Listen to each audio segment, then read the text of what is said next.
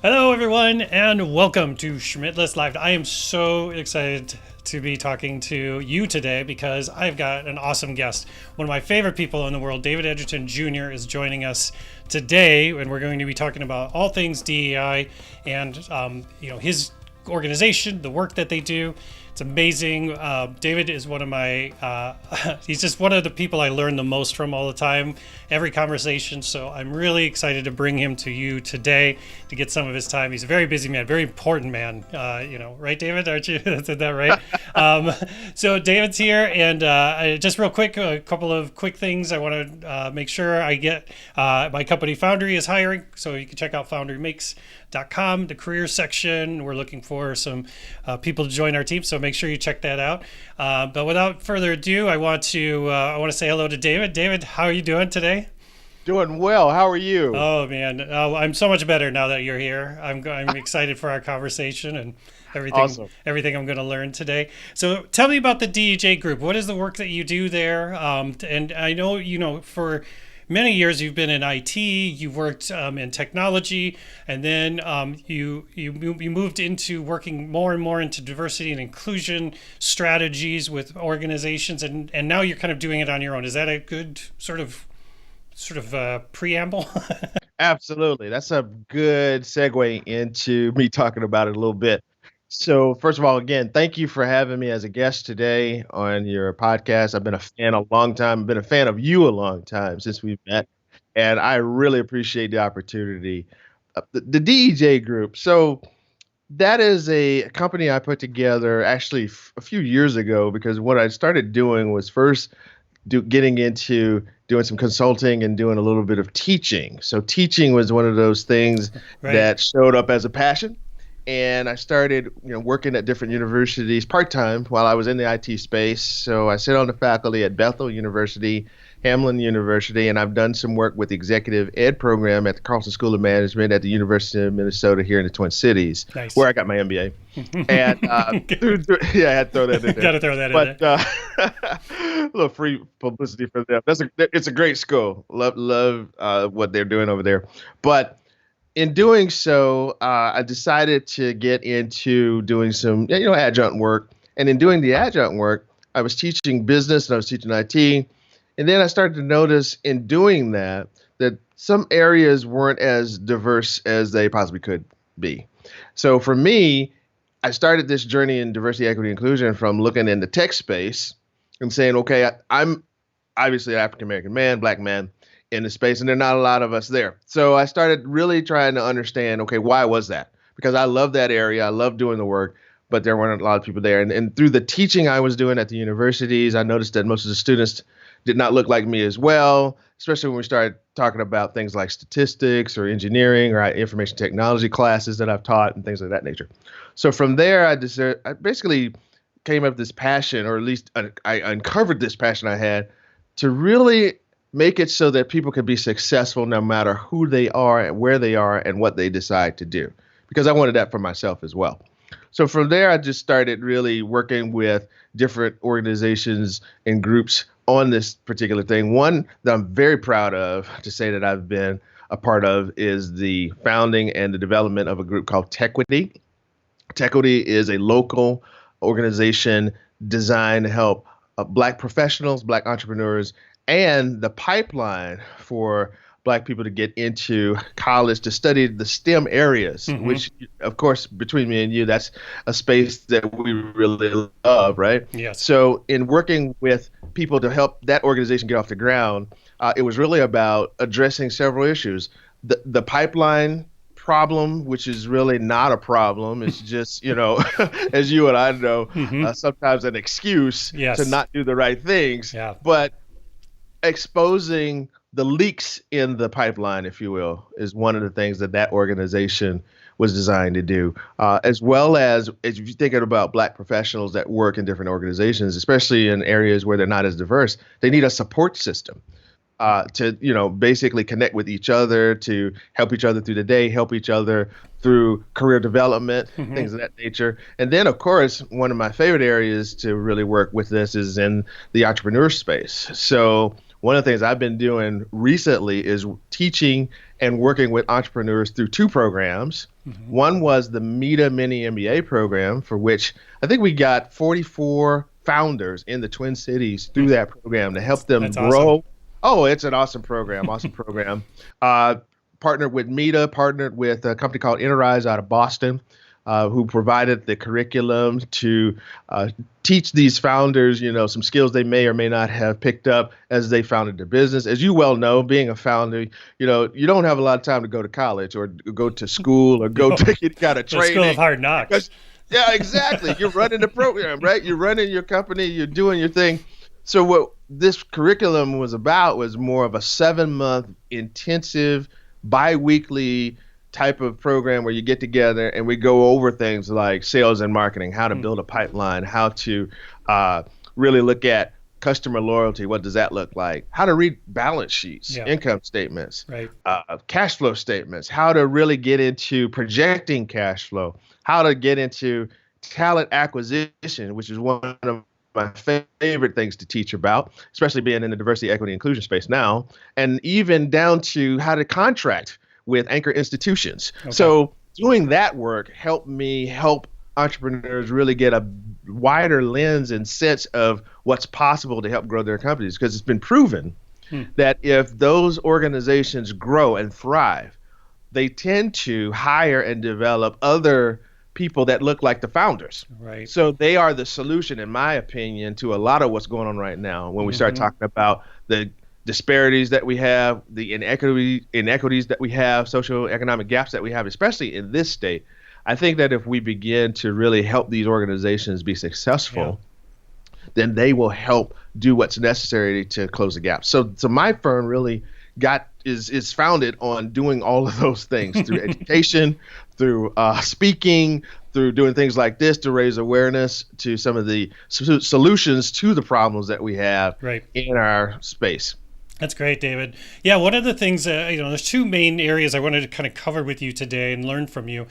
Is you talked about that support side of things, because I think a lot of people are focused on hiring right now because they're like, okay, we don't have enough non-white people, or we need to hire, we need to get people in here.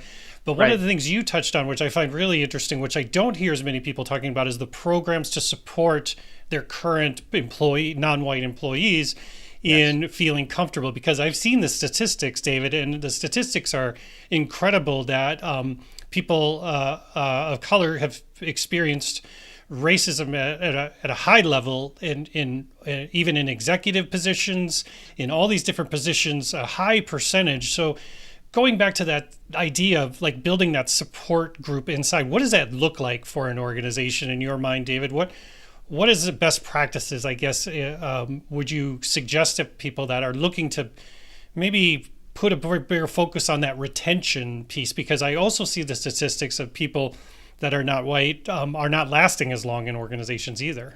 Right. Well, everything starts with the word inclusion.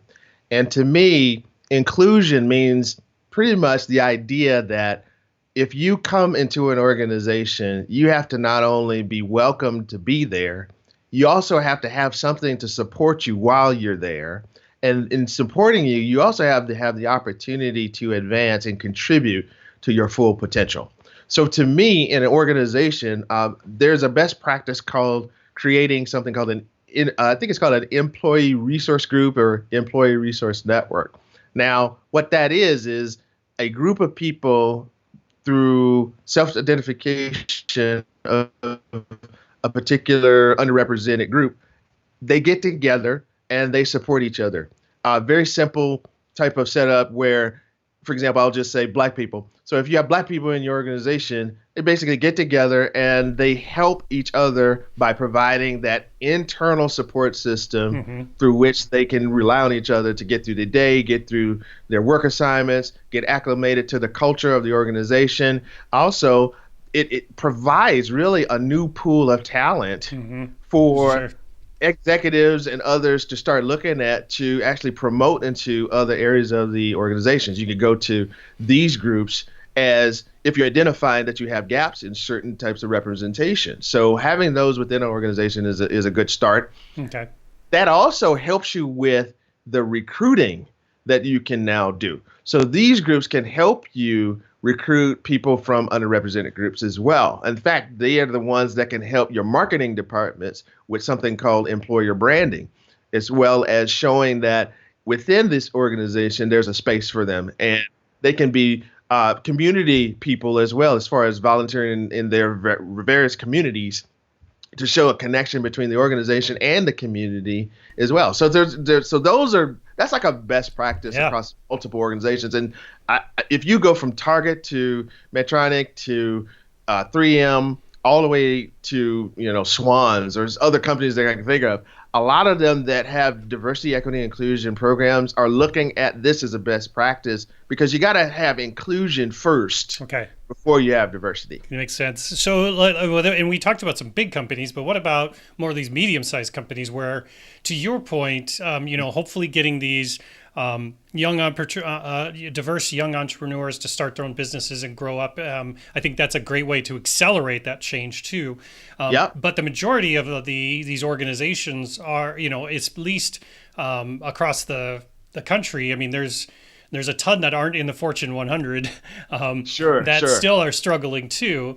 And maybe they don't.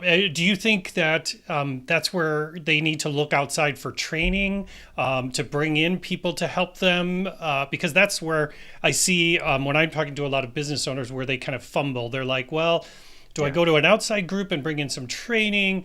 Do I try to get our our unrepresented people in the business to get together and come up with a policy? Do we fix the problem ourselves? I mean, what have you seen work? What have you seen not work?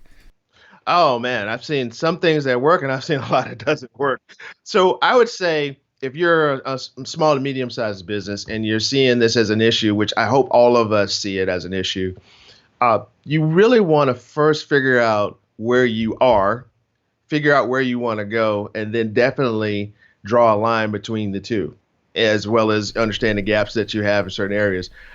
Bringing someone in that can help you with, for example, an assessment of where you are culturally, where you stand. And there's several, maturity grids, if you will, that you can use. Deloitte has one, PwC, PricewaterhouseCoopers has one, where you could look at standards in inclusion and then measure them across a different spectrum that you can now measure where you are and where you want to go. I think someone who has that type of expertise could be great for coming in and saying, hey, let's figure out where you are culturally, do some interviews, ask some questions of your employees, of your leaders. Look, if you have a board, take a look at your board. And then from there, honestly and transparently say, here's where we are. Where do we want to be? And what does that look like? Because some companies take the stance that they want to be at a very, very high level. So if there's a level, if there are 4 levels or 5 levels, for example, in different dimensions, they may say, well, we're at level 1 today. I think if we can make it to level 3, that's great. Okay, that you can do that depending on your company, your industry, where you sit, as far as making that kind of progress. But in some areas, you may want to go all the way to level 5, which is best in class. So you've got to do that assessment first to figure out where you are, and then you plot out where your gaps are and which gaps are your larger ones versus your smaller ones. And then you organize and prioritize the work to get from where you are and where you're going. Outside help can definitely help with that type of work and planning that type of work. And it could happen at any size company. It could be something as simple as working with a person like me or a person that has a diversity consulting firm who could come in and do the assessment, do something called a cultural intelligence assessment to figure out where you are personally, as well as where your organization is, right? And then once you do that, you can figure out from there what I would call an individual development plan for yourself, or an organizational development plan to help you get to where you need to be. So I think that's what, no matter what size organization is, it's real simple. Figure out where you are, right? Figure out where you want to go, figure out the gaps. And as you and I both love the agile type of approach to things, you iterate through it. You try things, you get the results from it, see if it works.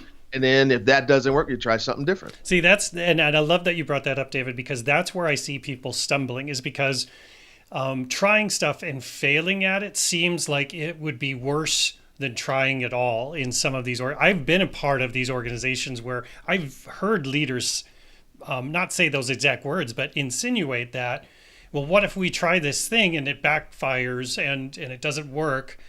Then we're going to look like we're even worse than we are now, or Right. these types of things. I mean, obviously, my opinion, which is get over yourself and go and try stuff. But I mean, what do you say to a leader like that, David? I think that if you do nothing because you're afraid of what could happen, that's worse than trying something, because intent versus impact is what you're looking at, right? You want to do something that shows that you want to head in the right direction, that you want to do the right thing, you want to be on the right side of this equation, and you want to do it in a way that is sustainable and also moves your organization in the right direction. I would say try the things that you have access to, try the things that you can have some success that is sustainable, and then from there, learn from it. I think what's wrong today with a lot of stuff that's going on, with especially in the press, is companies are maybe afraid, or maybe they just don't want to. We have unconscious bias, which we've talked about before, but what I'm seeing a lot now is more conscious bias that is preventing people from doing what they need to do. Either way, address those by simply saying we're going to do the right thing.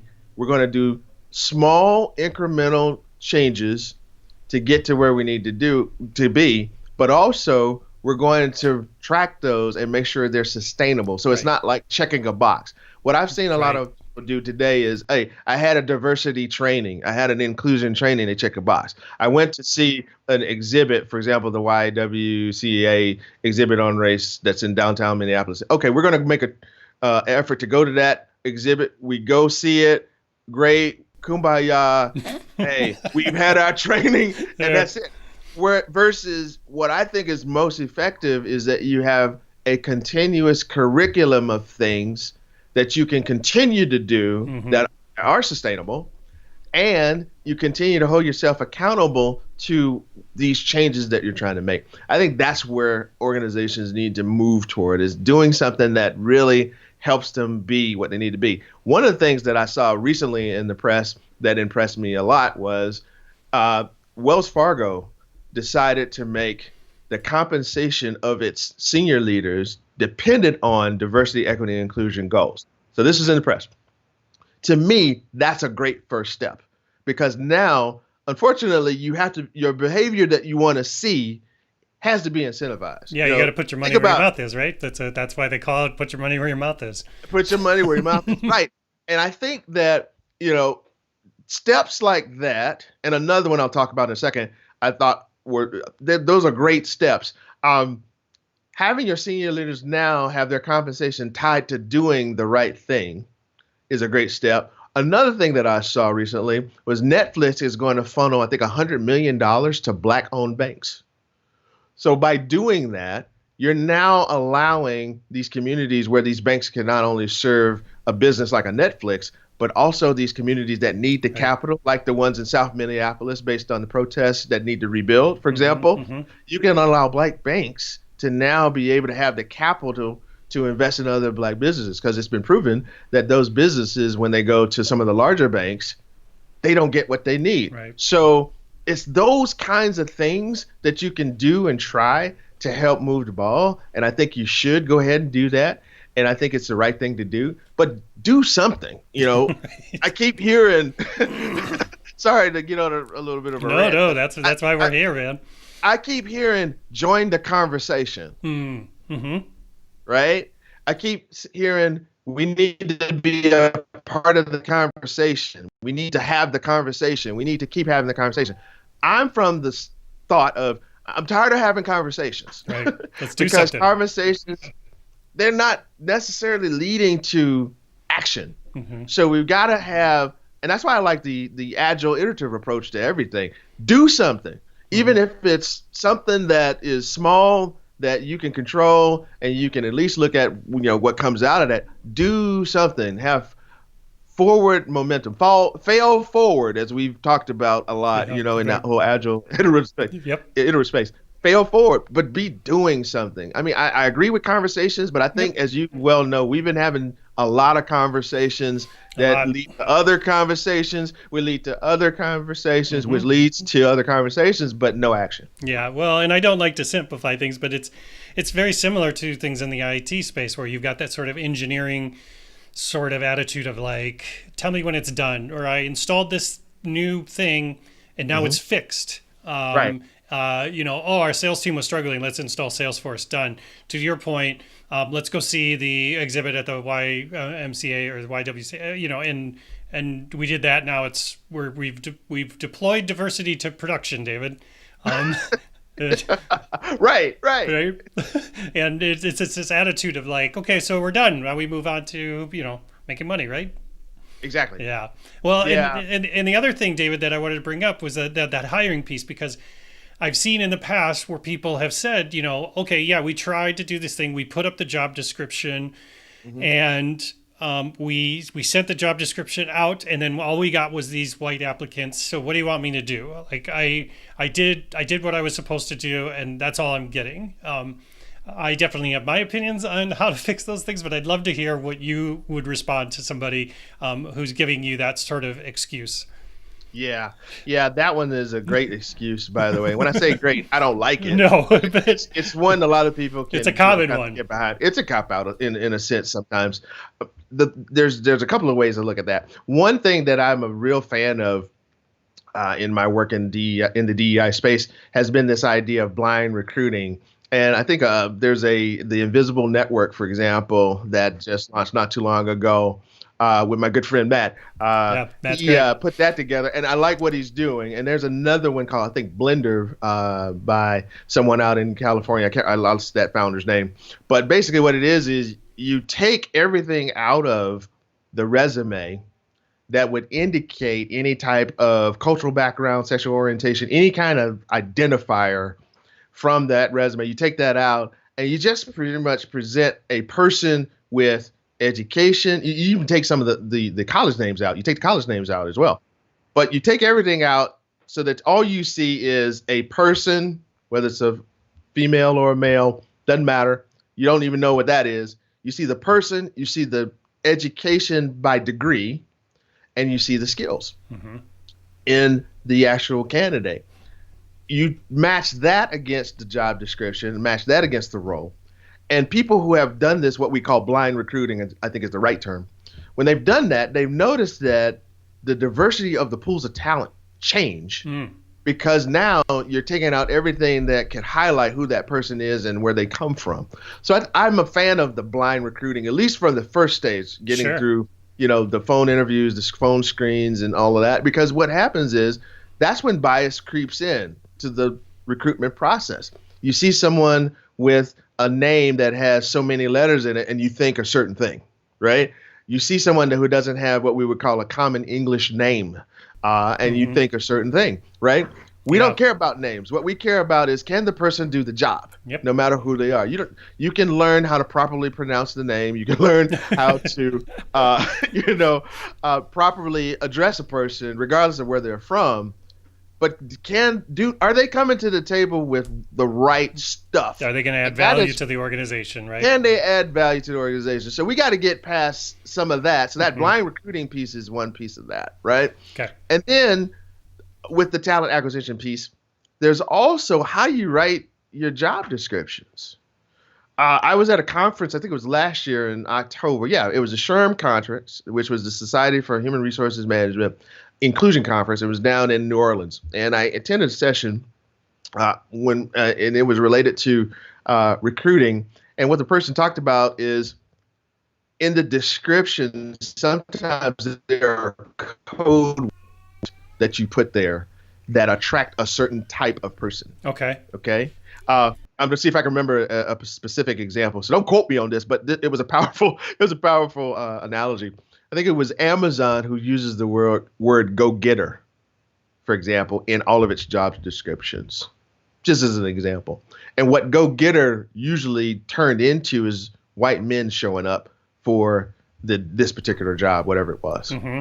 So things like go getter. Right. Right. I've seen that, you know- and with women too, when they say, what's the term? Like a self-starter, right? Yeah, That sort of self-starter. stuff. Yeah. Yeah. Yeah. take great initiative. A ninja need a code ninja. Yeah, a We're, rock we're star. familiar with that one, right? A rock So star. I've seen rock rockstar, that's star. the one. That's the word. Is it? Yeah.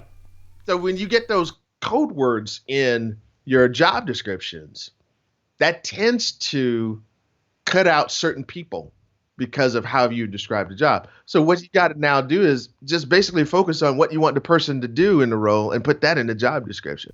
Don't use all this other language Right. that's coded, because people will read that and say, oh, that's a place that's not diverse.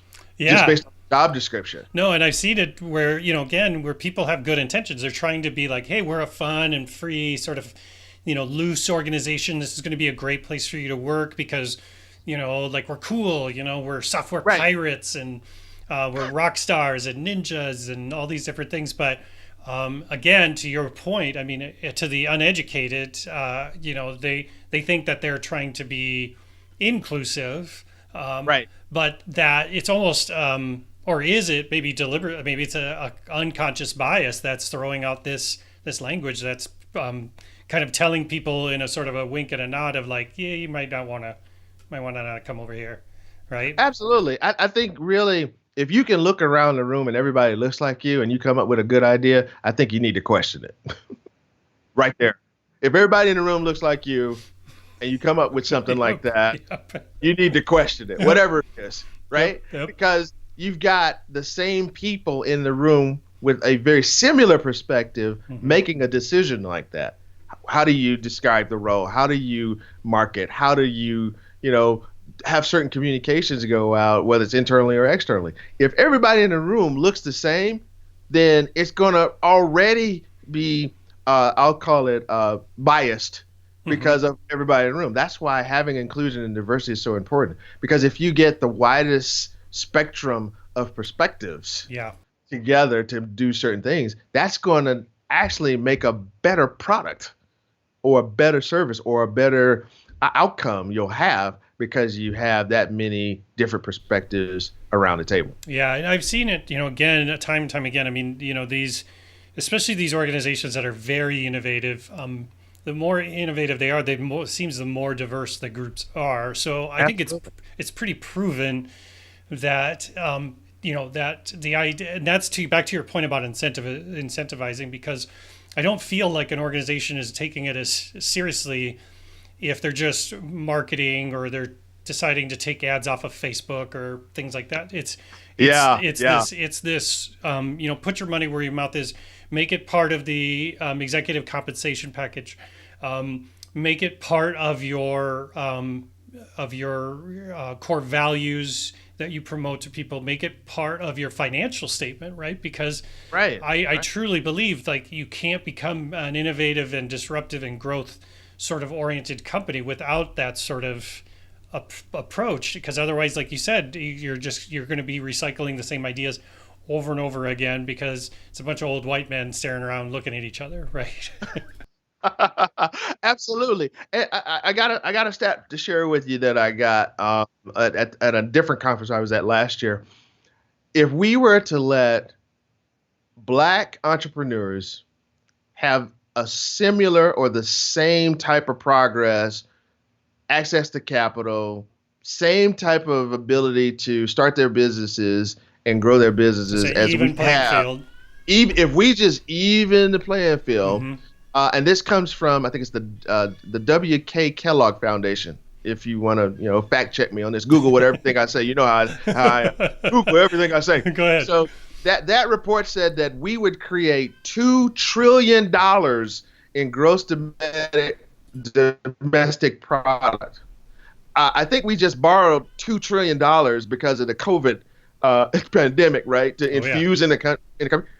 That's the same amount of money if we just simply level the playing field so that Black businesses, brown businesses, those owners could be just as successful. So that's why I'm, kind of tired of conversations. I want us to start looking at some structural ways to deal with these inequities, structural ways to deal with the racial problems that we have, structural ways to deal with the issues we have with people with different sexual orientations, structural ways to deal with people that are having some type of disability or things like that. It's not it's not a thing where we can continue this way because we're bankrupting ourselves by keeping it only one way, one perspective, and going down one path.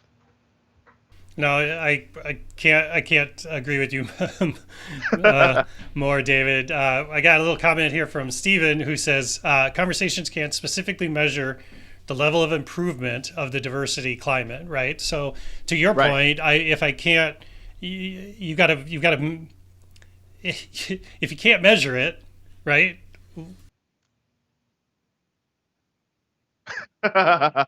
Exactly. You cannot you can only measure what you can manage, and you can only manage what you can measure, right? So some people have asked me, well, how do you measure inclusion? Here's how I would measure it. And if you're in an organization, you not only want to measure who's there with different backgrounds, you also want to measure their progress through the organization. And I don't know how many companies do this, but it's something that they should start doing. They should measure not only who's there based on race, sexual orientation, and all these other things, they should measure who gets promoted, how long they stay, Hmm.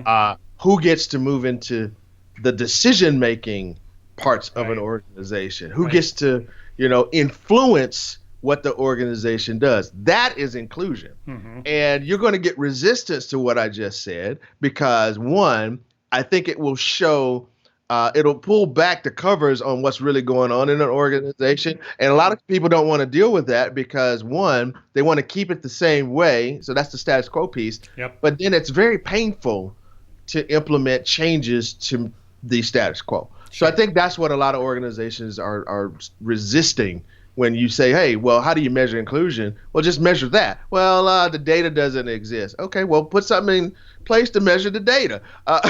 We don't know. You start getting all these Right. excuses Yeah. and some of A lot these of things that backpedaling. keep you, oh, a lot of backpedaling Yep. because people don't necessarily want to change. Yeah, and well, to your point, like change is hard. So, and Mhm. if again, if it's not driven by leadership too, it's going to be hard for some groundswell to happen in an organization, because again, those especially nowadays, people are scared of losing their jobs, right? So, Oh, I yes. don't want to I don't want to shake up the boat because I need to feed my family, right? So, Right. but that's the thing I've seen, David, and this is kind of the last thing I want to talk to you about Okay. is the I think the last few months with between COVID and the George Floyd murder is you've seen a spotlight shown on bad leadership. On they can't hide right now. Like they're these bad decisions and these bad leaders, but then these good leaders are they're raising to the top very quickly. I think it's what's been so interesting for me to watch in everything from the news cycle to what's happening between social media and all these different things is you're really seeing the truly great leaders be Yeah. great, and you're Yeah. seeing how bad the bad ones are. And I mean, would you agree? Is that something that you feel like you're seeing as well? Is the spotlight being shown on them? Oh, absolutely. Absolutely. I think that in this time, what has amazed me is how young people are, and when I say young people, I've been to a couple of protests. My son actually got a chance to speak at one. I think there was 10,000 people out there, and what I noticed was that in the crowd, there's a lot of young people. Yeah. Young people. I'm talking high school, college, Hmm. and at these protests that I've witnessed so far, a lot of them are white people. Yeah. So Yeah. that really gave me a sign of hope that the young people don't think the same way unless it's taught. They don't have time for some of the foolishness that some of us older people have dealt with, which is great. But they also are action oriented. They want to figure out, Right. how do I get something done? They don't want to just talk. They want to get something done. Right. They And want to I see think results. I want to see results. So since the leadership of today really are these people, I want to make sure I invest in Hmm. cultivating that leadership to Yeah. get things done. Now, when you talk about bad leadership versus good leadership, I have seen my share, especially from the federal government down, Sure. and I'll leave it Yeah. at that Yeah. without calling names. But yeah, I've seen some really bad potholes in Yeah. our journey, and but here's the thing. I think what it is with those potholes in our journey, I think these leaders were just not really prepared to handle a lot of them. I just don't think they were just prepared to handle some of the crises we're seeing today. They weren't prepared for some of the situations. They just weren't prepared. Yeah, and I think that Now, goes back exactly to what you were saying, David, not to interrupt you, but if we yeah, would have had a more diverse group of people than leadership, like I feel like that would have been a big, and again, hindsight is 2020, sure. absolutely. But I feel like back to our problem about being innovative and solving these problems, if we would have had this diverse leadership in the first place, we could have done something more for all these different pieces we're all experiencing. Absolutely. And if you had diverse leadership in place and you actually listen to them, see, so you got diversity, but then you got to have inclusion. You got to say, hey, is this the right thing to do? And the person in the room that doesn't look like you says, no, And I they're don't a think you should decision do this. maker. Right. They have to be a decision maker. Hmm. So if you don't have that, you can have that diversity in the room, but if they have no influence and they have no say, if you don't respect them and respect where they're coming from, as you respect everybody around the table that looks like you, Yeah. then that's even worse. First of all, that person's not going to be there long, I would think, right? And the organization's not going to do and live up to what it's supposed to live up to and do. Yeah. I just believe that. Yeah, no, I think that's a great perspective, David. I could talk to you all day, but I know you're a busy man. You got things to do in big long weekend coming up. Thank you so much, David. I learned so much from you in every conversation. I truly appreciate your leadership and the work that you're doing. Thank you. Thank you for taking the time today. I can't tell you how much I appreciate you and the work that you're doing. And if I want to reach out and I want to talk to David about some of this work that maybe my organization wants to do, where's a great place to reach you and find you and continue the discussion? Absolutely. There's two things you could do. You can reach me at David at the DEJ group, David Edgerton Jr. group, right? .com. So that's my work email for my firm that I'm running right now. I'm also, as a part of responding to what's going on, coming up with a new podcast myself.